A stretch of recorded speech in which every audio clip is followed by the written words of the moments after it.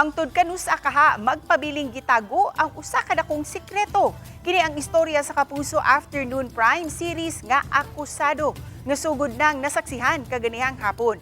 Yanong kinabuhi lang unta ang gusto sa pamilya ni Carolina nga gidala ni Andrea Torres. Apan, mahug siya nga wala niya damha nga sitwasyon dihang aksidente niyang mapatay ang karakter ni Max Collins. Gilihayan niya ang balaod, isip si Lorena aron magbag-o sa iyang kinabuhi. Apan masinati ni hinuon ang pagdaog-daog sa usa ka Ronnie nga gidala ni Lian Valentin. Adunay moabot sa kinabuhi ni Lorena si Wilfred nga gidala ni Benjamin Alves nga magsilbing lama sa iyang kagahapon. Si Wilfred di ay ang bana sa babaeng napatay ni Carolina.